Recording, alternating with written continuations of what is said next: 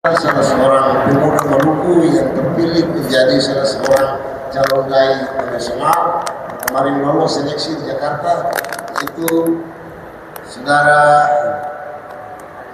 Andi Subandrio Swakul. Ini kemarin terpilih jadi salah satu dai muda dari Maluku. Karena itu kesempatan memberikan kepada Ustaz, semoga apa yang disampaikan bisa menjadi rahmat bagi kita semua di bulan Ramadan tahun ini. Amin.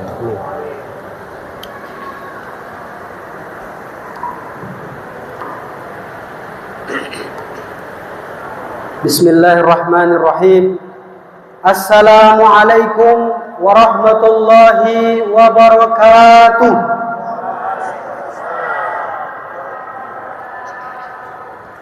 Alhamdulillahilladzi wa kafa. Wassalatu wassalamu ala Rasulillahil Mustafa. Qala Allah Ta'ala fi kitabihil karim. A'udzu billahi minasy syaithanir rajim. Bismillahirrahmanirrahim. Wal 'ashr. Innal insana lafi khusr illa alladhina amanu wa 'amilus salihati wa tawassaw bil haqqi wa tawassaw bis sabr. Shadaqallahul 'azim. Yang sama-sama kita muliakan Imam Besar Masjid Al-Fatah, dan juga tak lupa kita muliakan Wakil Gubernur Maluku Pak Haji Abdullah Fana. Izin Pak, saya salah satu putra SPT Kecamatan Pulau Gorom, Desa Romeong. Dan hadirin jamaah sekalian yang insya Allah dirahmati dan dimuliakan oleh Allah Subhanahu wa Ta'ala. Bersyukur kita kepada Allah dengan mengucapkan Alhamdulillahirabbil alamin. Karena berkat kalimat inilah mewakili seluruh bentuk rasa syukur kita, perasaan terima kasih kita kepada Allah Subhanahu wa Ta'ala yang sampai hari ini kita masih dapat diberikan nikmat. Yang lebih teristimewa adalah nikmat bertemu dengan bulan suci Ramadan.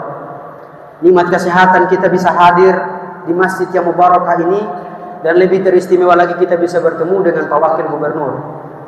Kalau ustadz yang rajin ke masjid itu biasa saja. Kalau ulama yang ke masjid itu biasa saja.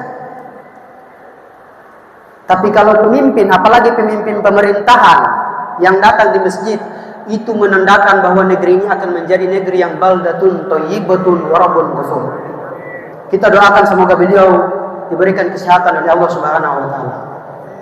Kita bersalawat kepada baginda Nabi sallallahu alaihi wasallam dengan mengucapkan Allahumma shalli ala sayyidina Muhammad wa ala alihi wa ashabihi wa azwajihi ajmain, amma ba'd.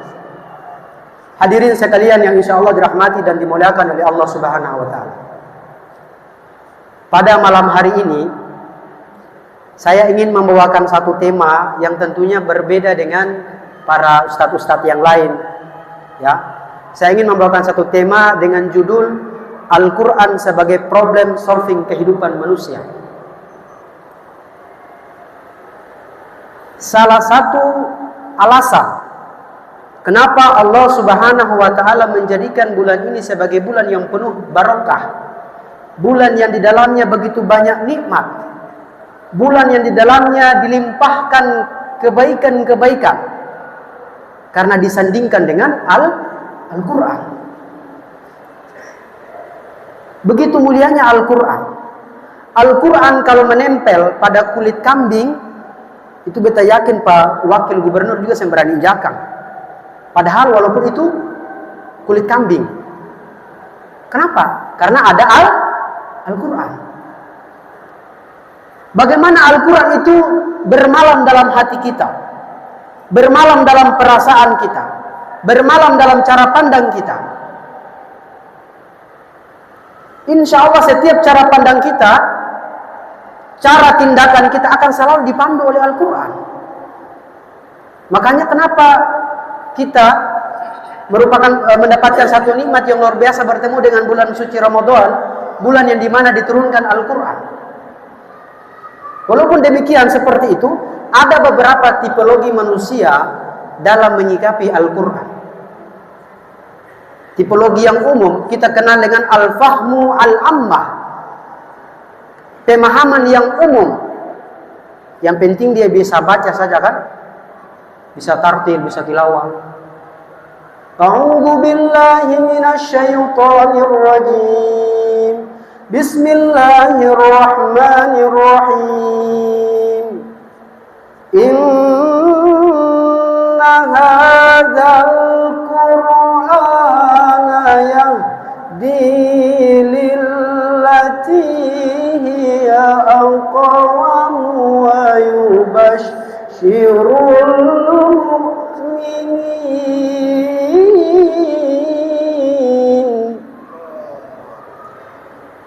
Ini tipikal al-fahmu al-amma, yang penting bisa baca.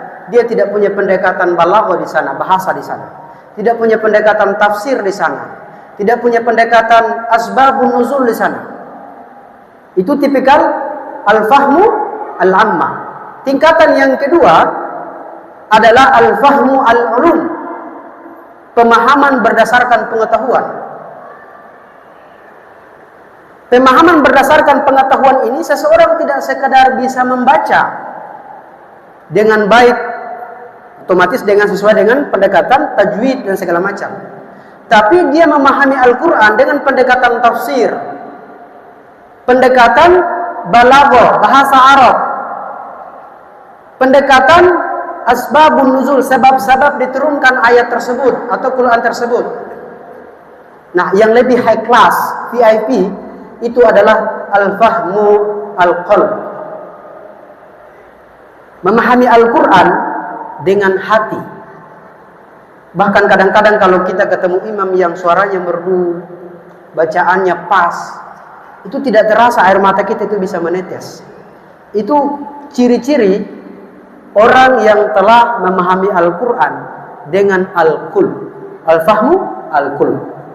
Memahami Al-Quran dengan pendekatan-pendekatan hati.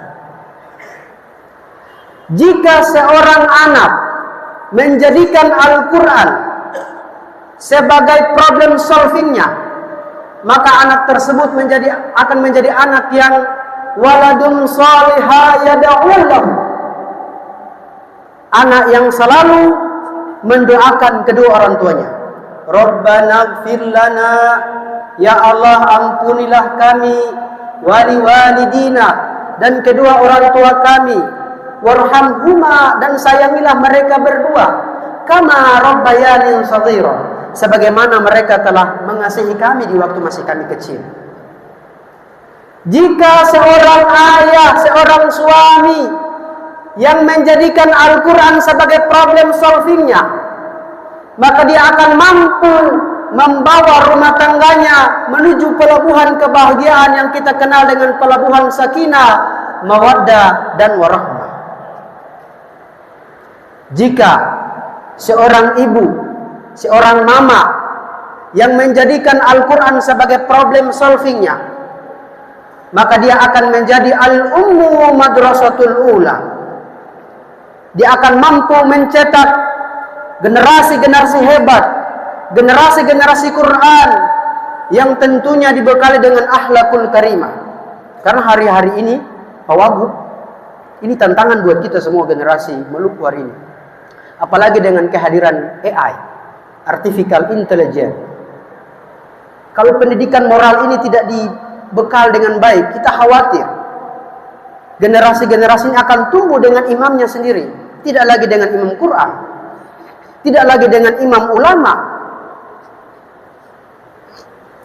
Makanya perlu penting di dalam bulan suci Ramadan seperti ini, ibu-ibu, apalagi bayangkan kalau ibu-ibu sambil masak terus baca Quran, kan? A'udzu billahi minasy syaithanir rajim. Bismillahirrahmanirrahim. Wadduha wal-laili idza saja, ma wadda'aka rabbuka wa ma qala, walal akhiratu khairul laka minal ula. Itu suaminya yang lagi cuci motor. Allah Allah. Bayangkan kalau satu rumah dipenuhi dengan nuansa Quran seperti ini, itu kadang saya bisa bayangkan. Rumah tangga tersebut akan diberikan barokah minas sama'i wal ard, dari langit dan dari perut bumi. Tapi kalau apa garansinya ketika seseorang itu tidak menjadikan Al-Quran sebagai problem solving? Ketika dia punya masalah, dia curhat di media sosial sehingga semua orang tahu dia punya masalah. Padahal kan kita punya Al-Quran, kita punya Allah Subhanahu wa Ta'ala.